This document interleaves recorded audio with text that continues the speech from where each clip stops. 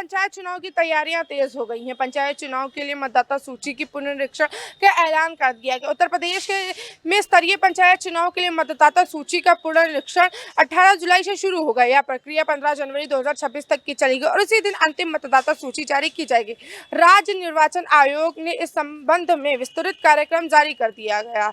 इस पुनरीक्षण के तहत 18 जुलाई से 13 अगस्त तक बीएलओ घर घर जाएगा। 18 वर्ष की आयु पूरी कर चुके मतदाताओं के नाम सूची में 14 अगस्त से 29 सितंबर तक के जोड़े जाएंगे। आपत्तियों का निस्तारण 14 अगस्त से 22 सितंबर तक किया जाएगा। अंतिम मतदाता सूची 15 जनवरी तक को प्रकाशित होगी। पंचायत चुनाव मार्च अप्रैल 2025 तक के कराने की उम्मीद है। मंजुला खान, श्री न्यूज़, लखनऊ। कावड़ियों पर फूल बरसा कर सौहार्द का पैगाम दे मुसलमान। मौलाना शहाबुद्दीन रिजवी ने भाईचारे की अपील की है। ऑल इंडिया मुस्लिम जमात के राष्ट्रीय अध्यक्ष मौलाना शहाबुद्दीन रिजवी बरेली ने मुस्लिम समाज से कावड़ियों पर फूल बरसाने की अपील की है। मौलाना ने कहा कि सावन का महीना शुरू हो चुका है, अच्छे से कावड़ यात्रा संपन्न हो। इससे पहले मुहर्रम और बकरीद के त्योहार बहुत शानदार तरीके से संपन्न हो चुके हैं। सरकार की गाइडलाइंस पर अमल करते हुए सभी लोग इन निर्देशों का पालन करें, वहीं एक जिम्मेदार नागरिक होने का परिचय दें। वैसे तो कई त्योहार हमारे भारत में मनाए जाते हैं, लेकिन हम सब भाईचारे के जरिए एक दूसरे की मदद कर सकते हैं। मौलाना ने कहा कि मुस्लिम त्योहारों के दौरान पुलिस प्रशासन की व्यवस्था एकदम चुस्त और दुरुस्त रही और उम्मीद है कि अब कावड़ यात्रा की बारी है। कावड़ियों को किसी भी प्रकार की कोई दिक्कत ना आए और सारी व्यवस्थाएं अच्छी रहें। ये इसलिए भी जरूरी है कि इसमें से लंबा सफर तय होता है और काफी समय लगता है, इसलिए कावड़ियों के लिए कोई भी दिक्कत ना आए, इसलिए व्यवस्था एकदम चुस्त और दुरुस्त रहनी चाहिए। पुलिस प्रशासन को मौलाना ने मुबारकबाद भी दी है। मौलाना ने कहा कि बरेली में 32 साल पुराना जोगी नवादा का विवाद पुलिस प्रशासन ने सुलझा दिया है। यह विवाद काफी समय से चल रहा था, जिनमें दो पक्षों में लेकर हमेशा दो समुदाय के लोग आपस में नाराज रहते थे। यहाँ के रास्ते को लेकर हमेशा दोनों समुदाय के दरमियान विवाद हो जाता था, मगर पुलिस अधिकारियों ने दोनों समुदाय से बातचीत करके ऐतिहासिक समझौता करा दिया है। उन्होंने इस विवाद को खत्म करने पर पुलिस प्रशासन के अधिकारियों को मुबारकबाद दी है और धन्यवाद किया है कि हम लोग अब भाईचारे के साथ रह रहे हैं और कोई खटास नहीं है, क्योंकि हमारी यही एक पहचान है कि हम सब भाईचारे का संदेश दें। मौलाना ने कहा कि मुहर्रम का जुलूस जब विवादित जगह से निकल रहा था तो वहां के रहने वाले हिंदू भाइयों ने पुष्प वर्षा कर हमारे जुलूस में शामिल होकर भाईचारे का संदेश दिया। अब हिंदुओं का कावड़ यात्रा है, तो मैं अब मुस्लिम भाई लोगों से अपील करेंगे कि आप लोग उनकी कावड़ यात्रा जहां से भी निकले वहां पर पुष्प वर्षा करें और उन लोगों को पानी पिलाएं। कावड़ियों को पानी पिलाने से काफी पुण्य मिलता है, इसलिए मेरी यह अपील है लोगों से कि आप लोग कावड़ियों पर पुष्प वर्षा करें, जिधर से भी वो लोग निकले, और पानी पिलाएं, जिससे उनकी यात्रा मंगलमय है। मैं प्रज्ञा पांडे, कैमरामैन अजय के साथ, श्री न्यूज़, लखनऊ। कौशाम्बी के कराई थाना क्षेत्र के 2 दिन पहले पूर्व में 2 घरों में चोरी के बाद पुलिस एसपी ने खुलासा किया। बता दें 4 आरोपी गिरफ्तार किया, जिनके पास से 2 देसी कट्टे बरामद हुए हैं। फिलहाल पुलिस ने इनके ऊपर कार्रवाई करके जेल भेज दिया है। कौशाम्बी से मैं नितिन अग्रणी। कुछ देर की मूसलाधार बारिश में राजधानी लखनऊ में हाहाकार मच गया। सुबह सुबह हुई मूसलाधार बारिश ने शहर की रफ्तार पर ब्रेक लगा दिया। तेज बारिश और ठाकुरगंज इलाके में उफनाए नाले में एक युवक बह गया, जिसकी तलाश के लिए नगर निगम दस्ता जुट गया। महज 1 घंटे की तेज बारिश से राजधानी के कई इलाकों में भीषण जलभराव हो गया। राजधानी के पौष इलाके में मरीन ड्राइव और रिवर फ्रंट की सड़कें पानी में डूब गई। लोगों की गाड़ियां पानी में फंस गई और उन्हें धक्का देकर बाहर निकालना पड़ रहा है। सबसे ज्यादा परेशानी ठाकुरगंज, चारबाग और पुराने लखनऊ के इलाकों में देखने को मिल रही है, जहां नालों के ओवरफ्लो होने के करीब 200 घरों में गंदा पानी भर गया है। नगर निगम की लापरवाही पर स्थानीय लोगों का गुस्सा फूट पड़ा। लोगों का कहना है कि अगर बारिश ऐसा ही जारी रही तो हालत बिगड़ जाएंगे। फिलहाल राहत बचाव का कार्य चल रहा है, लेकिन शहरवासियों को भारी परेशानियों का सामना करना पड़ सकता है। मौसम विभाग ने अगले 24 घंटे में भारी बारिश की चेतावनी जारी करी है। मैं खान, सी न्यूज़, लखनऊ। ये गोंडा रेलवे स्टेशन है। यहाँ सैकड़ों नहीं हज़ारों की संख्या में ई रिक्शा है। ई रिक्शा अगर देखा जाए, पॉजिटिव अगर देखा जाए तो सरकार ने अच्छी व्यवस्था की है। बेरोजगारों को ई रिक्शा मिल गया है, वो रोजी रोटी कमा रहे हैं। वही अगर निगेटिव देखा जाए तो इनके अधिकता के कारण एक्सीडेंटों की घटनाएं बहुत ज़्यादा बढ़ गई है। जहाँ बाइक नहीं जाती है वहाँ ई रिक्शा अपनी ई रिक्शा को मोड़ देते हैं।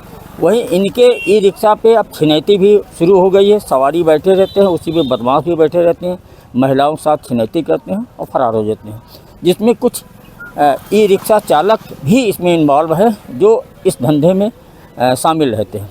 यहाँ रेलवे स्टेशन के सामने जो सवारियाँ चाहे बॉम्बे से हों चाहे दिल्ली से हों आती हैं, तो सवारियों की संख्या थोड़ा ज़्यादा होती है, इसलिए सारे ई रिक्शा एकत्रित हो जाते हैं कि उनको आसानी से सवारी मिल जाएगी और दिन भर का दिहाड़ी हो जाएगा। लेकिन यहाँ भी ई रिक्शा चालकों द्वारा मनमानी की जाती है, मनमानी किराया वसूला जाता है। ये इसलिए भी है कि नगर पालिका द्वारा कोई किराया निश्चित नहीं किया गया है। नगर पालिका को चाहिए कि जगह जगह बोर्ड लगा दे और किराए का दर उस पर लिख दे, ताकि जो यात्रियों को गुमराह ना होना पड़े। वहीं यहाँ ई रिक्शा खड़ा करने के लिए, सवारी लेने के लिए यहाँ के जो सुरक्षा बल है और जीआरपी है, उनको माहवारी और डेली इनको पैसा भी देना पड़ता है।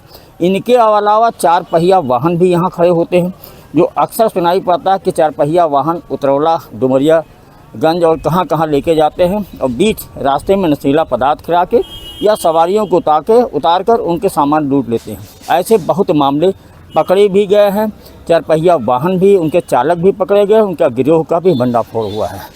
तो मेरा आग्रह ये है कि सबसे पहले तो जगह जगह रेट बोर्ड लगना चाहिए और इनके धांधलेबाजी पे, ज़्यादा किराया वसूलने पे रोक लगनी चाहिए। गोंडा से कैलाश वर्मा। से अधिक बार ट्रैफिक नियम तोड़ने पर बीमा क्लेम नहीं मिलेगा। वाहन से हादसा या हानि पहुंचाने पर भी क्लेम की आपूर्ति नहीं होगी। इतना ही नहीं, डीएल पंजीकरण निलंबित कर दिया जाएगा। लखनऊ आरटीओ ने पहली बार 211 डीएल और 260 वाहन पंजीकरण निलंबित कर दिया है। जिन लोगों ने 5 या उससे अधिक बार ट्रैफिक नियमों को तोड़ा है, उनका नाम सारथी पोर्टल पर अपडेट कर दिया गया है। 9000 वाहन मालिकों को पंजीकरण निलंबन के लिए नोटिस भी भेजा गया है। अगर आप लखनऊ में हैं तो अपनी गाड़ी का खास ध्यान रखें, ना किसी को ठोकर मारे और ना ही ट्रैफिक नियमों का उल्लंघन करें, वरना बीमा क्लेम, डीएल पंजीकरण निलंबन जैसे बड़ी परेशानियों का सामना करना पड़ सकता है। मैं अक्षता सिंह, श्री न्यूज़, लखनऊ। राजधानी लखनऊ के आलमबाग इलाके में देर रात बदमाश और पुलिस में मुठभेड़ हुई। मुठभेड़ में बदमाश सत्येंद्र उर्फ कालिया घायल हुआ। सत्येंद्र उर्फ कालिया ने हाल ही में 3 जुलाई 2025 को महिला के साथ चेन लूट की घटना को अंजाम दिया था। पुलिस कई दिनों से आरोपी की तलाश कर रही थी। कल मुखबिर की सूचना में जब पुलिस दबिश देने पहुंची तो आरोपी ने पुलिस पर फायरिंग कर दी। जवाबी कार्रवाई में पुलिस ने जब फायर की तो गोली सत्येंद्र उर्फ कालिया के पैर में जा लगी। पुलिस को सत्येंद्र उर्फ कालिया के पास से 315 बोर का तमंचा बरामद हुआ है और एक मोटरसाइकिल मिली है। लखनऊ से श्री न्यूज़ के लिए आशुतोष द्विवेदी। राजधानी लखनऊ में शनिवार को भारत में पशु नस्लों का विकास विषय पर कार्यशाला का आयोजन किया गया। कार्यशाला का आयोजन इंदिरा गांधी प्रतिष्ठान के हॉल में किया गया। सीएम योगी आदित्यनाथ ने इस मौके पर इसका शुभारंभ किया गया। इसका उद्देश्य पशुधन में वृद्धि से पशुपालकों की समृद्धि है। इस मौके पर सीएम योगी सरकार के पशुधन मंत्री, दुग्ध एवं विकास, राजनैतिक पेंशन विभाग के मंत्री धर्मपाल सिंह, केंद्रीय मंत्री राजीव रंजन सिंह, केंद्रीय राज्य मंत्री एसपी सिंह बघेल, केंद्रीय राज्य मंत्री जॉर्ज कुर्नियाल भी मौजूद रहे। वहीं मुख्यमंत्री ने साफ तौर पर कहा कि पशुधन को आत्मनिर्भर भारत की रीढ़ की हड्डी बनाना है और इसके लिए नस्ल सुधार, तकनीकी प्रशिक्षण और आधुनिक संसाधनों की जरूरत है। कार्यक्रम में शामिल हुए पशुधन मंत्री धर्मपाल सिंह ने इस आयोजन को किसानों और पशुपालकों के लिए क्रांतिकारी कदम बताया। उन्होंने कहा कि सरकार देसी नस्लों के संवर्धन के साथ साथ दुग्ध उत्पादन बढ़ाने की दिशा में भी तेजी से काम कर रहा है। वहीं केंद्र मंत्री राजीव रंजन सिंह और एसपी सिंह बघेल ने बताया कि केंद्र और राज्य मिलकर एक राष्ट्रीय रणनीति के तहत पशु नस्लों सुधार अभियान को गांव-गांव तक पहुंचाएगा। इस कार्यशाला में देश भर के विशेषज्ञ, वैज्ञानिक और पशुपालक नीति वर्धक लोग भी मौजूद रहे, जिन्होंने कई चीजों के अपने एक्सपीरियंस साझा किए और नई नई तकनीकों के बारे में भी बताया। मैं प्रज्ञा पांडे कैमराचे के साथ श्री न्यूज लखनऊ। बिना पर्ची बिना खर्ची के युवाओं को मिल रहा है रोजगार। प्रधानमंत्री नरेंद्र मोदी ने लखनऊ समेत देश के 47 शहरों में आयोजित 16वें रोजगार मेले में वीडियो कॉन्फ्रेंसिंग के जरिए शिरकत की। इस रोजगार मेले में 51,000 से ज्यादा युवाओं को नियुक्ति पत्र वितरित किए गए। प्रधानमंत्री नरेंद्र मोदी ने युवाओं को संबोधित करते हुए कहा कि बिना पर्ची बिना खर्ची के युवाओं को रोजगार मिल रहा। सरकार का उद्देश्य पारदर्शी और ईमानदारी भर्ती क्रियाओं को आगे बढ़ाना है।